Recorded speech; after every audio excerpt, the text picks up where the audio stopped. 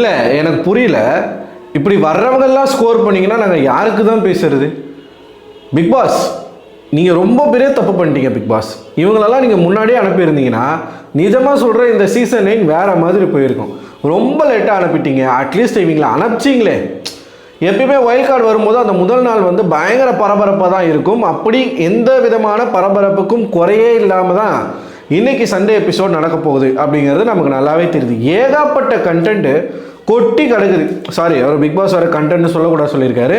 நிறைய இன்ஃபர்மேஷன்ஸ், நிறைய விஷயங்கள் யார் யாருக்கு என்ன ஸ்டைலில் எப்படி சொன்னால் புரியுமோ அந்த ஸ்டைலில் இவங்க சொல்லிட்டாங்க.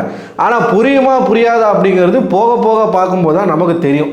வந்த வைல்ட் கார்டு எல்லாமே வந்து எல்லா விதமான தவறுகளையும் சுட்டி காட்டியிருக்காங்க.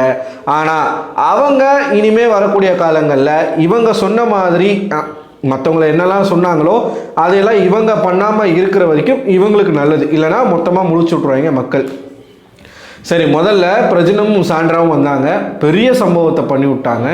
அதாவது எழுத சொல்லி நான் எதுக்கு இங்கே வந்தேன், என்ன பர்பஸ்க்காக நான் இங்கே வந்தேன் அப்படின்னு நீங்கள் எழுதுங்க, அந்த காரணங்கள் கரெக்டாக இருக்கா அப்படின்னு பார்ப்போம் அப்படின்னு சொல்லி ஒவ்வொருத்தர்கிட்டையும் எழுத சொல்லி அந்த பேப்பரை வாங்கி அவங்க சொன்ன பிறகு கிழிச்சு நாராக தூக்கி குப்பை தொட்டியில் போட்டாங்க. இது அவங்க பண்ணது. அரோரெல்லாம் கோவப்படுறாங்கங்க. திஸ் வாஸ் ஸோ ரூட் அப்படின்றாங்க. அவங்க ஒரு சம்பவத்தை பண்ணாங்களா, அடுத்து நம்ம அமித் அவர்கள் வராரு. அவர் பங்குக்கு அவர் ஒரு சம்பவத்தை பண்ணிட்டார். கனியை கேட்டது தான் எனக்கு பிடிச்சிருந்து. நான் போன வீடியோவில் சொல்லியிருப்பேன். பொலிட்டிக்கலாக அவர் வந்து சில விஷயங்கள் பேசினார். நிஜமாகவே அது நல்லா இருக்குது. ஸோ அவரும் பொலிட்டிக்கலி கரெக்டாக இருப்பாரா அப்படிங்கிறது தெரியல, பார்ப்போம் பொறுத்து இருந்து. கனியை செஞ்சு விட்டார், வினோத்தை செஞ்சு விட்டார், வாட்டர் மெலனை போட்டு எல்லாம் ஜூஸு புளிகிறாங்க. ஏன்னா இத்தனை நாள் அவன் பேசின பேச்சு நீங்கள் இது பாருங்கள். அந்த வீட்டுக்குள்ளே போகிறவங்க எல்லாருமே ஆர்டிஸ்ட். அதை ஃபஸ்ட்டு நம்ம மனசில் நினச்சிக்கணும். ஏன்னா போகிறவங்களாம் வாட்டர் மெலனை தாக்குறாங்களே, அப்போ வாட்டர் மெலன் தான் சரி அப்படின்னு முட்டாள்தனமாக மக்கள் நினைக்கக்கூடாது. இவன் வெளியில் பேசின பேச்சு, அதாவது இவன் ஒவ்வொரு முறையும் என்னை விட யாருக்கும் தகுதி கிடையாது, என்ன மாதிரி நடிக்கிறதுக்கு யாரும் கிடையாது, சிவாஜி கணேசனை விடவும் நான் நல்லா நடிப்பேன் அப்படின்னு ஒருத்தர் சொல்கிறான். அப்போ சேம் ஃபீல்டில் இருக்கக்கூடிய சக ஆர்டிஸ்ட்டுக்கு இவனை பார்த்தா கோபம் வரும். ஏன்னா ஒட்டுமொத்தமாக இப்போ நான் வந்து விஜயை விட நல்லா நடிப்பேன், அஜித்தை விட நல்லா நடிப்பேன் அப்படிங்கிறது வேறு. எல்லாரை விடவும் நான் தான் பெஸ்ட் ஆக்டர் அப்படின்னு சொல்லும் பொழுது எல்லாரையும் அதை அஃபெக்ட் பண்ணும். நீ என்னடா, ஆக்சுவலாக அவன் நடிக்கிறது பேர் நடிப்பே கிடையாது, அவன் அதை சொல்லிக்கிறான். நீ என்னடா பெரிய பருப்பு அப்படின்னு மற்றவங்களுக்கு தோணுமா தோணாதா? அப்படித்தான் எல்லாருக்கும் தோணுது. அமித் அவர்கள் போட்டு ஜூஸை புழிஞ்சு போயிட்டார். அடுத்து திவ்யா. நான் கூட நினச்சேன் என்னடா 3 பேர் பேசுகிறத காட்டிட்டாங்களே, திவ்யா என்ன பேசியிருப்பாங்க அப்படின்னு பார்த்தா, இந்தா கொடுக்குற உங்களுக்கு ப்ரோமோ 4 அப்படின்னு தூக்கி சேனலில் போட்டாங்க. வச்ச உடனே நான் ப்ரோமோ பார்க்குறதுக்கு முன்னாடி கமெண்ட்ஸ் பார்த்தேன், அப்புறம் வாட்ஸ்அப்பில் ட்விட்டரில் எல்லாரும் என்ன பேசிக்கிறாங்கன்னு பார்த்தேன். ஃபயர் போகுது, ஃபயராக விடுறாங்க. திவ்யாவுக்கு ஆர்மி ஆரம்பிச்சிட்டாங்க இப்போவே. அப்படி என்னடா பேசுனாங்க அப்படின்னு ஓப்பன் பண்ணி பார்த்தா வச்சு அவங்க பங்குக்கு அவங்களும் செஞ்சு விட்ருக்காங்க. முதல்ல பார்வதி, இந்த வீட்டுக்குன்னு ஒரு டெக்கோரம் இருக்குது, டிக்னிட்டி இருக்குது, அதெல்லாம் எங்கே போச்சு? அதாவது இந்த வீட்டை தாண்டி உங்கள் எல்லாருக்கும் இண்டிவிஜுவலாக உங்களுக்குன்னு ஒரு டிக்னிட்டி இருக்குது, டெக்கோரம் இருக்குது, அதெல்லாம் எங்கே போச்சு? பார்வதி நாங்கள் பாருங்கள் பகீர்னு ஆயிடுச்சு எனக்கு. என்னடா இது வண்டி பார்வதி பக்கம் திரும்புது அப்படின்னு பார்த்தா, பார்வதினா வெளியில் இப்படி தான் பேசுவாங்க, அப்படி தான் பேசுவாங்கன்ற ஒரு எண்ணம் இருக்குது. உங்களுக்கு நல்லாவே தெரியும் இங்கே என்ன பேசணும் என்ன பேசக்கூடாதுன்னு சொல்லி. அந்த சிந்தனை எங்கே போச்சு அப்படின்னு கேட்டாங்க. செருப்பை இதை விட பெஸ்ட்டாக யாராலையும் டீசெண்டாக பார்வதிக்கு கன்வே பண்ண முடியாது. விஜய் சேதுபதி நேற்று சொல்லியிருப்பார், உங்களுக்கு ஷார்ப்பான மைண்ட் இருக்குது, ஆனால் நீங்கள் தான் உங்களை வந்து கெடுக்குறீங்க, உங்களுடைய ஆக்டிவிட்டிஸ் தான் உங்களுக்கு எடுக்குது. அந்த ஷார்ப்பான மைண்டை கரெக்டாக யூஸ் பண்ணிங்கன்னா நீங்கள் நல்லா வரலாம் அப்படின்னு ஒரு ஹிண்ட்டு கொடுத்துருப்பாரு. அதைத்தான் திவ்யாவும் சொல்கிறாங்க. உங்களுக்கு ஏற்கனவே நிறைய அனுபவங்கள் இருக்குது. வெளியில் எதை பேசலாம், எதை பேசக்கூடாது, எது பேசினா என்ன ரிஃப்ளெக்ட் ஆகும், ரியாக்ட் ஆகும்னு மற்றவங்களை விடவும் பார்வதிக்கு நல்லாவே தெரியும். ஏன்னா கான்ட்ரவர்சியலான டாபிக் எல்லாமே பேசி அதன் மூலமாக நெகட்டிவாக வளர்ந்தவங்க தான் விஜய் பார்வதி. சரிங்களா? இல்லைனா விஜய் பார்வதி யாருன்னு கூட யாருக்குமே தெரியாது. ஸோ அப்படி இருக்கக்கூடிய பார்வதிக்கு நல்லாவே தெரியும் பொது ஊடகத்தில் என்ன பேசணும் என்ன பேசக்கூடாதுன்னு சொல்லி. அதெல்லாம் எங்கே போச்சு?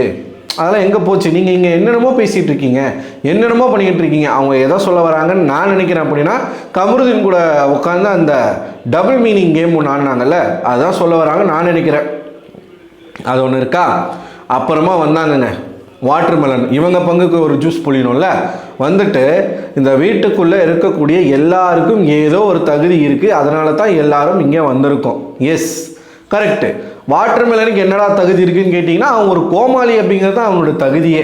அதனால் தூக்கி போட்டாங்க வீட்டுக்குள்ளே, அவன் இருந்தானா கான்ட்ரவர்சியாக இருக்கும் அப்படின்றதுனால. ஸோ அதுவும் ஒரு தகுதி தானே, போட்டாங்க உள்ள. ஸோ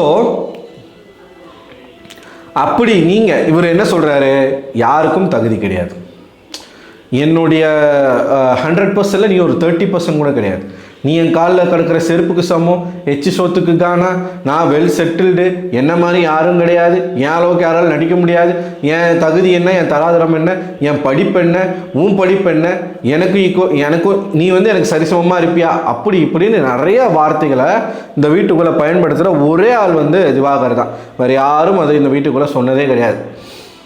சரிங்களா? ஸோ திவாகர்கிட்ட ஸ்ட்ரெயிட்டாகவே திவ்யா என்ன சொல்லிட்டாங்க அப்படின்னா, உங்களுக்கு ஒரு வேளை இங்கே இருக்கிறவங்கெல்லாம் வந்து உங்களை விட தகுதி கம்மியான ஆட்கள் நீங்கள் நினச்சிங்கன்னா, நீங்கள் இப்போவே பிக் பாஸ் கிட்ட சொல்லிட்டு வெளியில் போயிருங்க. அவங்க என்ன சொல்ல வராங்கன்னு புரியுதா? என் கூட போட்டி போடுற அளவுக்கு இங்கே இருக்கிறவங்களுக்கு தகுதி இல்லை அப்படின்னு நீங்கள் நினச்சிங்கன்னா வெளில போயிருங்க. தகுதி இல்லாத ஆட்கள் கூட நீ ஏன் பயணம் பண்ணுற அப்படின்னு தான் அவங்க கேட்டிருக்காங்க. கரெக்டான கேள்வி, 100க்கு 100 மார்க் இந்த கேள்விக்கு திவ்யாவுக்கு நம்ம கொடுக்கலாம். அப்போ கூட இவனுக்கு புரியாது. நாளைக்கே பாருங்களேன், செல்லம் ஒரு ரீல்ஸ் பண்ணலாமான்னு திவ்யாவே கூப்பிட்டாலும் கூப்பிடுவான். ஏன்னா அப்படிப்பட்ட ஒரு ஆள் தான் திவாகர். கேமராவில் போய் சொல்லுவார், இந்த வைல்ட் கார்டு கண்டஸ்டன்ட்லாம் வந்து என்னை வச்சு ஃபேமஸ் ஆக பார்க்குறாங்க, என்னை பற்றி பேசி வந்து ஃபேமஸ் ஆக பார்க்குறாங்க, இவங்கெல்லாம் வந்து என் தகுதிக்கு ஈக்குவலான ஆட்களே கிடையாது, என்னுடைய பங்கில் ஒரு 10% கூட இவங்க பண்ணியிருக்க மாட்டாங்க. ஆனால் இவன் பண்ணது ஒன்றுமே இல்லை. ஒரு 5 படத்தில் ஏதோ ஒரு ரோல், அந்த 5 படமும் ரிலீஸும் ஆகலை. என்ன படத்தில் நடிச்சிருக்கான், யார் கூட நடிச்சிருக்கான் எதுவுமே தெரியாது.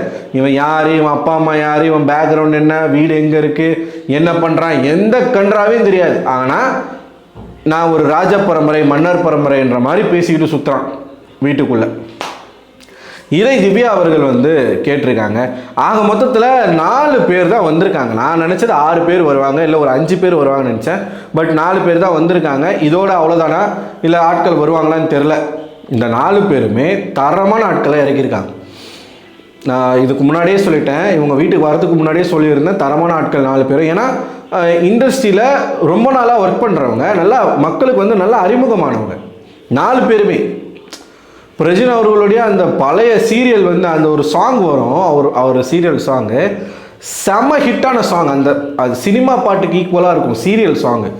ஸோ அப்படிப்பட்ட ஒரு நடிகர் தான் அவர்.